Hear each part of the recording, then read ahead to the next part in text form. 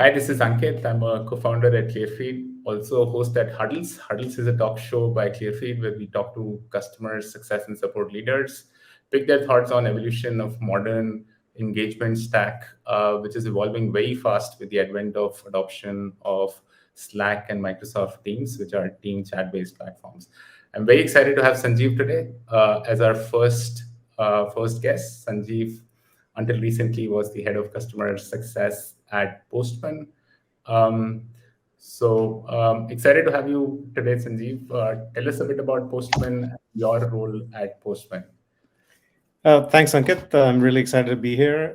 This is actually a topic that's pretty close to my heart, and I'm sure we'll get into a lot of interesting details. But yeah, I was at Postman until earlier this year. Was there for 5 years, from when the company was a little less than 50 people to, by the time I left, we were north of 700. So lots of growth. And I had the good fortune of really getting the opportunity to build many of the customer-facing teams. So while my official title was head of customer success, I helped build the support team, customer success, solutions engineering, enterprise sales, and a lot of surrounding GTM teams as well. So, and as a part of that, Postman had a really interesting journey. When I started, it was predominantly a self-serve business, and then over the course of time, we also added a significant enterprise B2B business as well. And I think that's where there'll be a lot of interesting parts of this conversation. So very interesting. So, Postman is a very interesting example, which is a product which is fueled by a phenomenal bottoms up growth, and then coupling that with an interesting go-to-market top-down motion. So tell us a bit about what was customer success set up like at Postman? So it evolved a lot, of course, over the period of time, right? And initially, the role of customer success was really to get close to early enterprise customers and kind of understand the context in which they were adopting the platform, right? And help our product teams understand what was happening from an enterprise adoption perspective. So the initial CS team, I would say, was quite technical, because most of our customers were product leaders, engineering leaders. And we spent a lot of time both demonstrating broader capability of the product, but also really understanding the context that was happening in these really large organizations. Because as you said, a lot of the early adoption and still a lot of the Postman usage is very organic, bottoms up by individual developers and small teams. So really the first job of customer success, both at Postman and I think in general, is really to listen and understand and gain context from the customer. Over time, we matured from that to what I would consider a traditional enterprise B2B customer success team. And in that enterprise business, we had some really large accounts. So those were the high touch, 3 to 4 to 5 to maybe 10 accounts per CSM. And then we had really large mid-market that was, somewhere between 50 and 100 accounts per CSM. And so it kind of evolved into the traditional high touch and high volume kind of segments as well. Got it. And Sanjeev, just to get a sense of, just in terms of the size of, potential revenue from some of these, just in terms of ranges, just trying to understand, what were CSMs looking after each individually, and like what was an enterprise like, what was a mid-market like, just in terms of ranges. Yeah, so we evolved this over time, but the enterprise CSMs who were dealing with our largest customers, they ranged from about 2 to about 5 million ARR that they had in their portfolio across a set of customers. Some of them had 5, some of them had 10 or 20, right? So the high-end CSMs or the high-touch CSMs had 2 to 5 million ARR. And then the CSMs who were kind of more on the high volume side were typically around 1 million. Got it. Interesting. And the high touch ones, maybe about 2 to 5 accounts, like large high A little touch bit enterprise larger, a accounts. little bit somewhere between 10 and 20, I over time. And of course, there was a distribution of customer sizes amongst that as well. got it.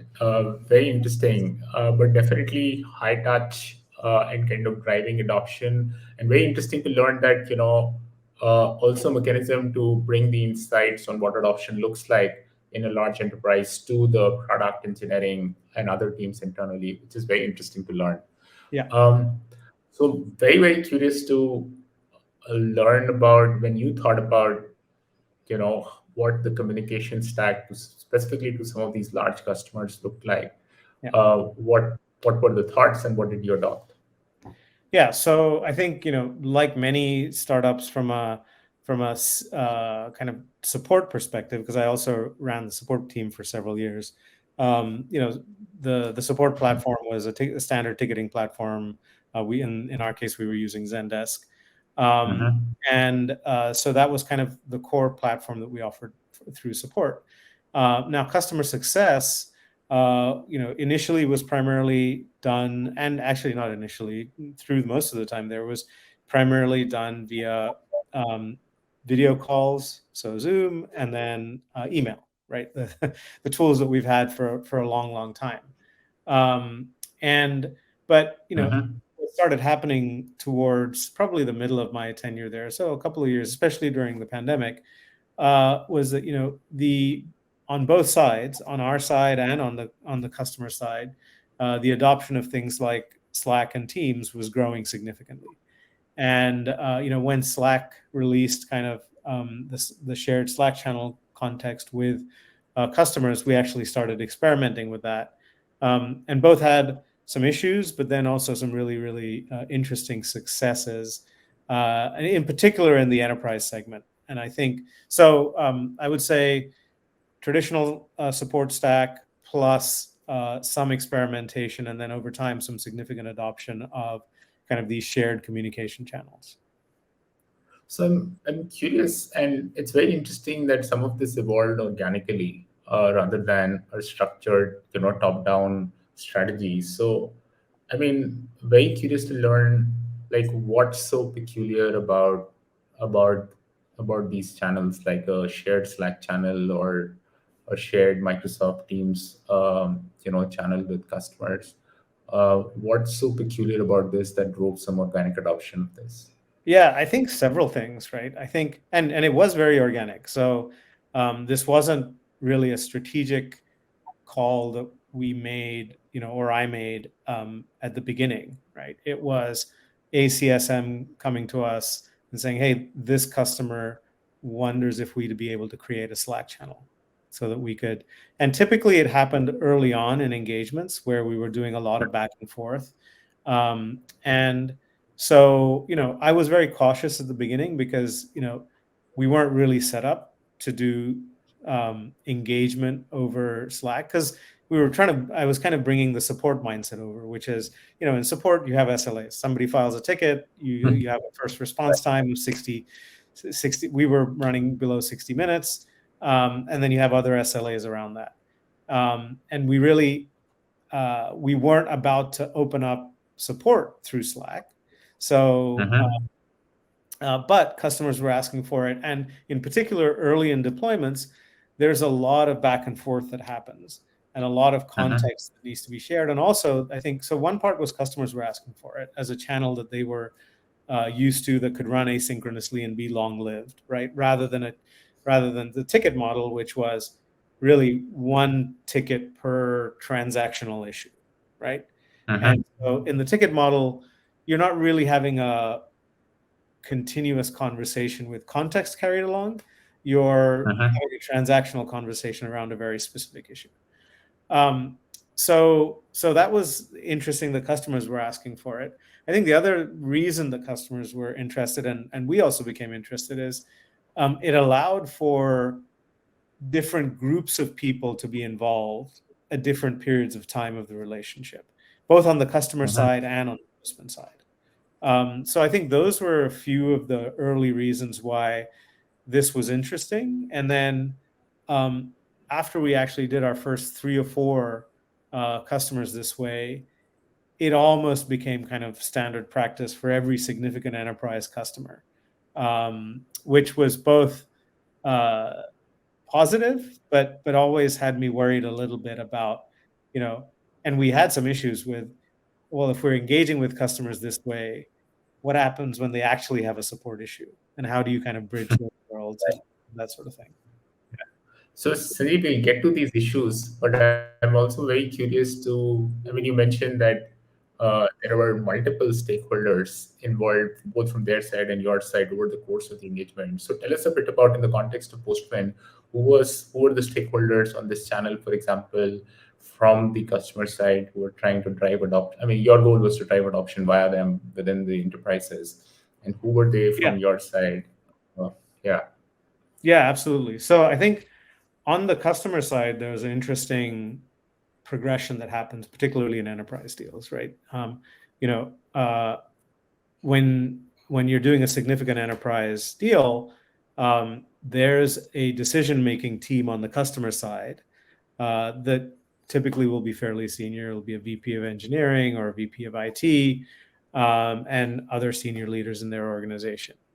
Now, once the software has been purchased, everybody's signed off, and there's agreed kind of goals, at least for the short and the medium term, then it transitions to a more hands-on execution team on the customer side, typically including some kind of project manager, some kind of technical lead, and potentially IT and operations folks who need to get the deployment checklists and the IT integrations done. So IT, project management, and technical leadership were kind of key groups on the customer side. And then on the Postman side, of course, the sales team and the salesperson who closed the deal, they don't disappear the day the deal is closed, right? They want to make sure there's a smooth handoff. They're still building relationships with their champions, right? So they want to continue to stay engaged in the channel. There's obviously the CSM who's now kind of leading the relationship with this period of time. And then very often, especially when you're early in the life cycle of a product, you may have product folks on your internal teams who are riding along and explaining, new capabilities to the customers, or even asking customers questions about why they're adopting something one way versus the other. So on the Postman side, it was sales, customer success, and product. Interesting. So, I mean, I want to kind of break this down into some of these different stakeholders that you're talking about, and I want to understand how this paradigm of a shared context and a shared team kind of an environment of working together is adding value to each of these, just to make sure we kind of double down and try and understand and abstract that out. So one is probably, sponsored and sponsors and like people who need to make a decision, right? Probably, maybe the VP engineering in your context and so on. The other are influencers, right? Who basically, or are people who can, for all practical purposes, make or break the deal, but are important stakeholders, right? Yeah. Then on your side, there are, on Postman side, for example, there is customer sales, customer success, and product, right? So I'm just curious, right, what's so specifically like interesting about this channel? Maybe, from both from the customer side, because like as you mentioned, right, the adoption was really from their side. Like early pull was from their side. Yeah. So just trying to understand what's it that interesting for these different stakeholders from this channel perspective.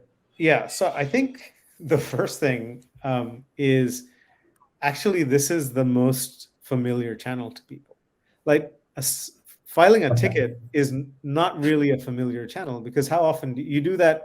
When something's broken, you go file a ticket, and it's a fairly clunky process, no matter how good the ticketing system is, right?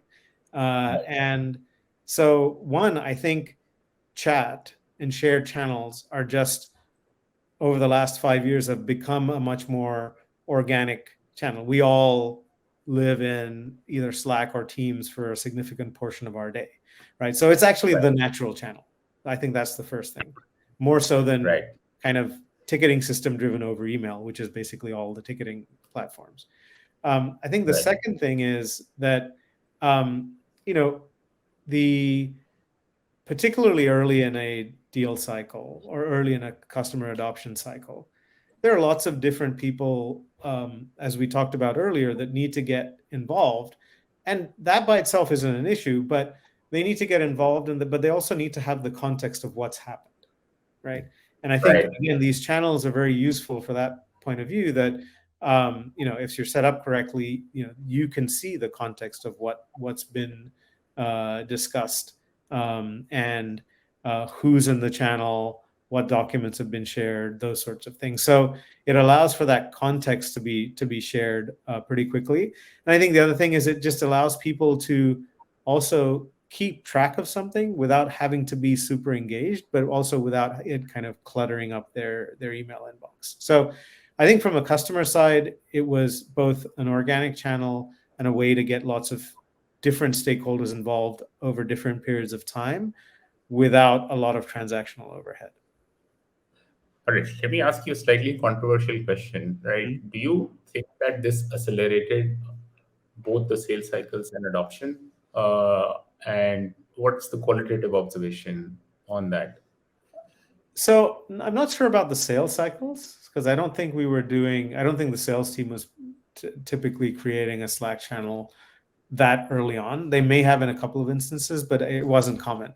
I would say in a couple of instances, one large telco that we were working with that was kind of pushing the boundaries of the product, and there was a capability that we had built that was more or less exactly what they were looking for, but the timing of the deal closing and that feature shipping were really, really close. So they were really the first customer to adopt this product, right? And so we set up a shared channel with them that included our product manager for that feature, and included the CSM, and included several folks on their side. And I unequivocally that accelerated these complex conversations, or facilitated these complex interactions much more easily. Now, when you wanted to have a synchronous conversation, also obviously you went over to Zoom or something like that. But the Slack channel was kind of very, very important in having a lot of people involved in kind of somewhat complex conversations. And also the other thing was, you could easily share documents back and forth in a way that was very, very, very straightforward. So it definitely accelerated deployment and early adoption. I would say that for sure. And that wasn't the only instance. There were several other large enterprise customers that kind of went through the same journey, but less so on the sales side, I think. Got it. Interesting. And switching the lens to internal folks, specifically on product and engineering, what was it from their lens, right? These having access to customers via this channel. Yeah, I think the two parts to it. One is it was useful to. Can you hear the background noise? Well, no, can you hear? Fine. Okay. No. So it's fine. Let's repeat the question, right? So yeah. Let me just close the window 1 second. Yeah, sure.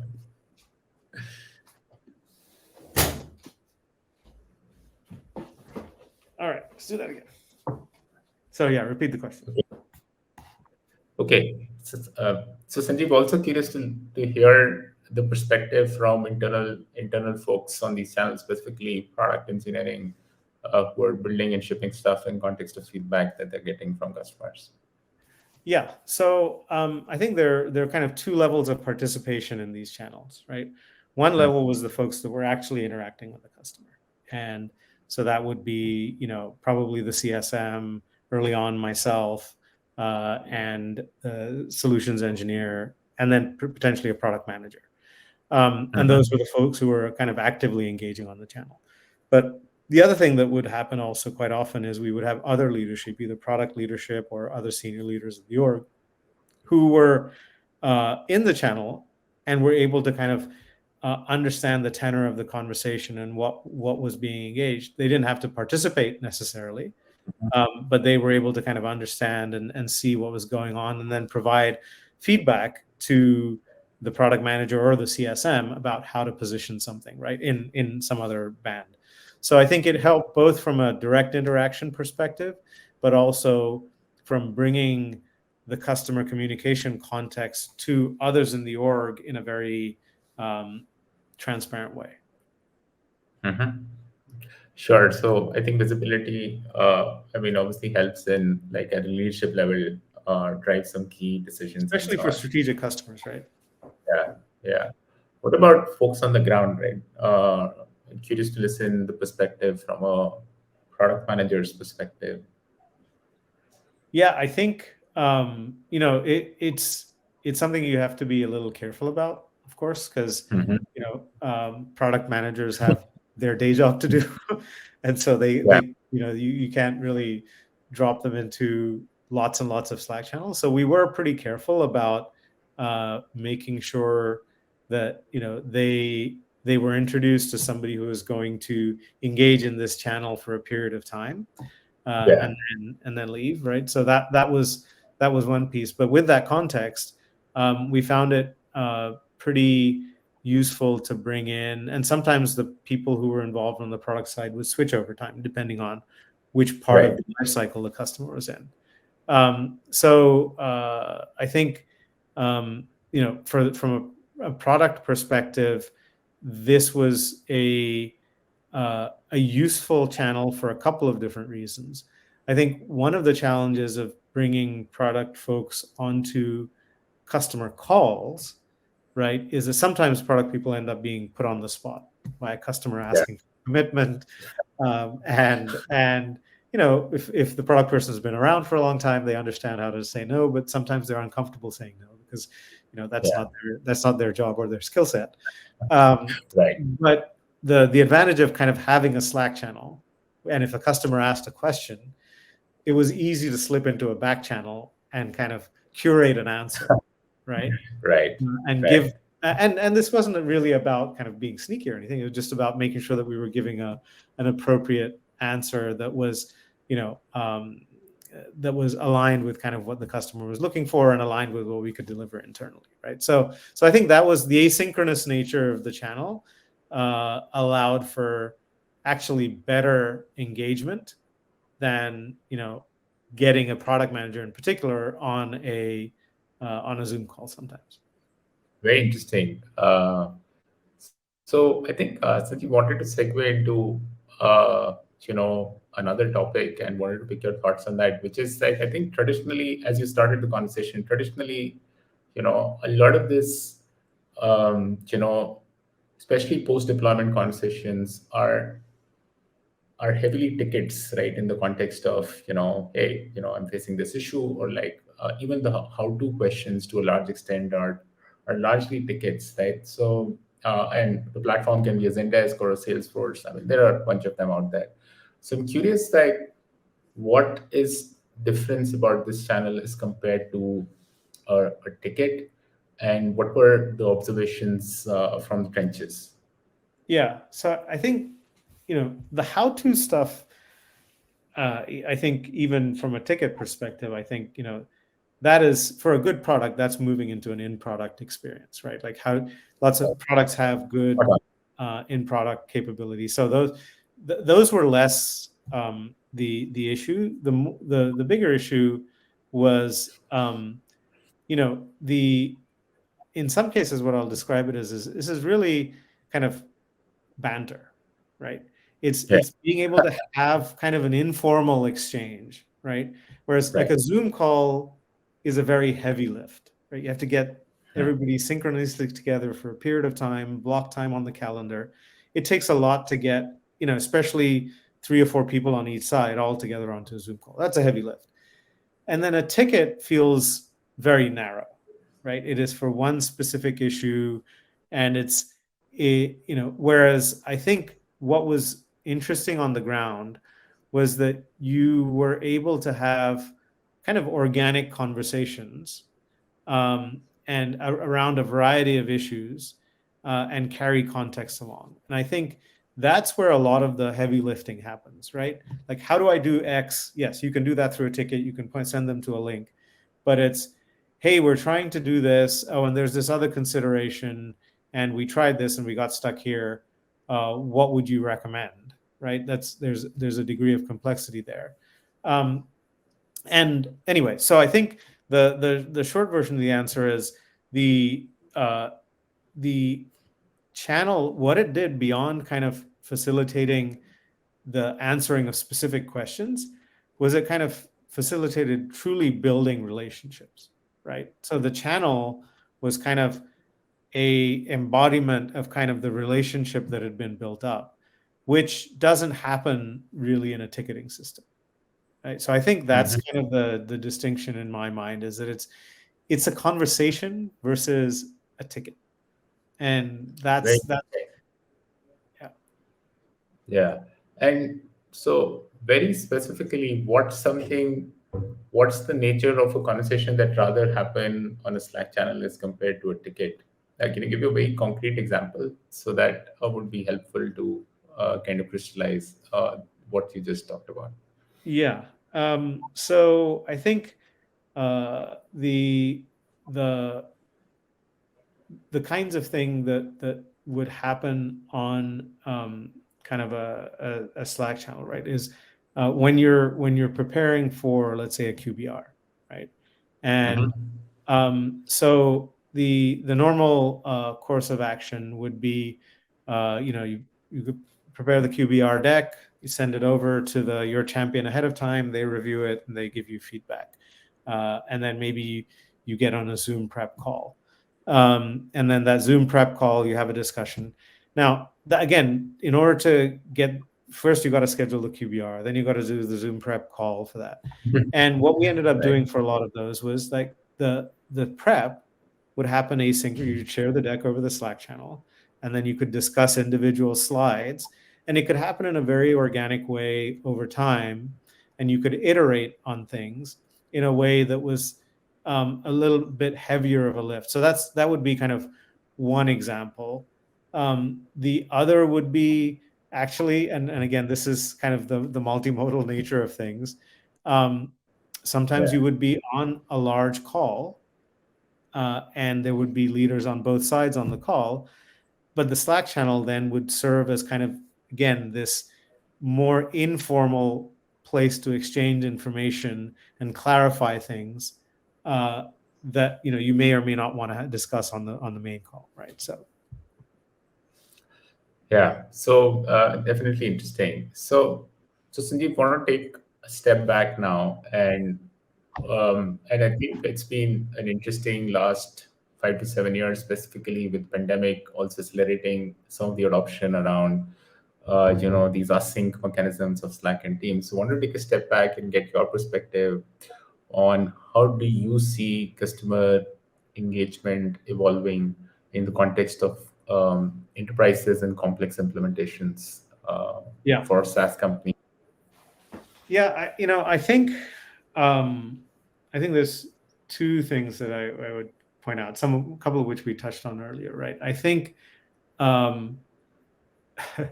in many ways, these communication platforms, whether it's Slack or Teams or anything like that, are becoming the natural way that people communicate internally in their organizations. And in fact, in many ways, it's more natural to communicate there than it is over email, right? Email, again, is a big, heavy lift. So that's one thing. It's a natural communication medium. I think the other thing is, as we get further and further into the world of kind of enterprise B2B SaaS, right? Those are complex environments with lots of stakeholders involved, and the most important thing that leads to expansion is building a relationship. Like, ultimately, these as long as your product is good, the other solve that you need to do is you need to build trust. And there's part Yeah. of it is trust in the product. The other part is trust in the team. And Right. I think the more informal, asynchronous, natural communication channel is much better at building trust over a period of time, right? Whereas kind of what's happening Right. on the on ticketing systems is there's just a very pocketed, isolated conversation. It's not connected to other things. So Mhm. my feeling is that I think um, channels like this will become the de facto way to one, have many to many conversations, which is what most enterprise deals look like, right? And those many to many Right. people change over time.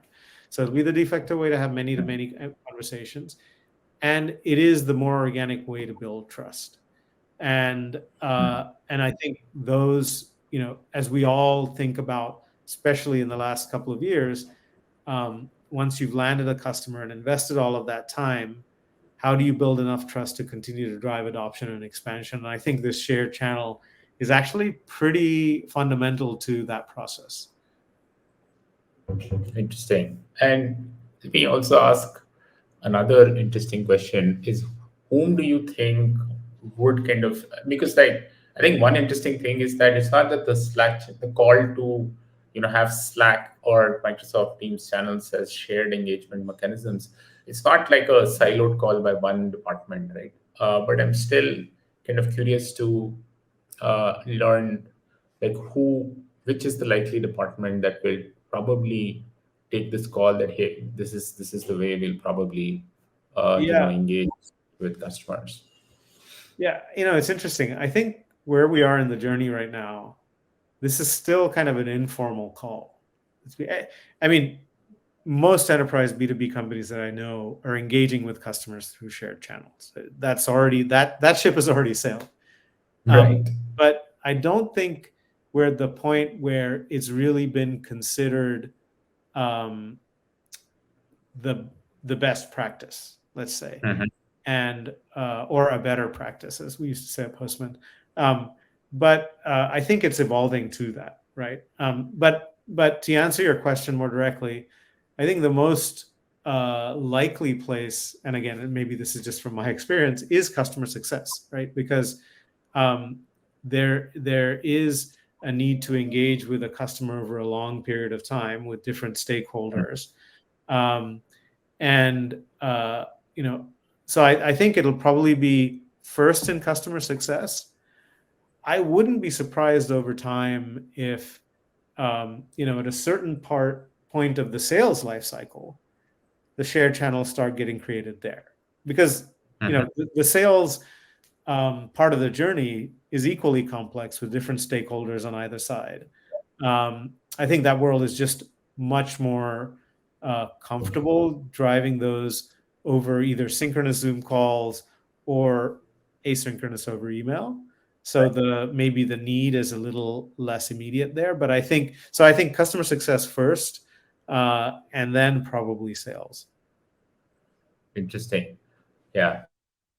So I think I want to ask one more question, and probably the last question, but like I think you did touch on this that it was still, even at Postman, it was still an informal, channel, not like, I mean, it wasn't like a mainstream, channel, if I may We did use it that for term. So, select customers, and yeah, it wasn't a standard part of our support or success offering to say, hey, day one, we're going to set up a Slack channel for you, right? It got it. ended up So my, happening more often than not, but it wasn't like something that was on a checklist.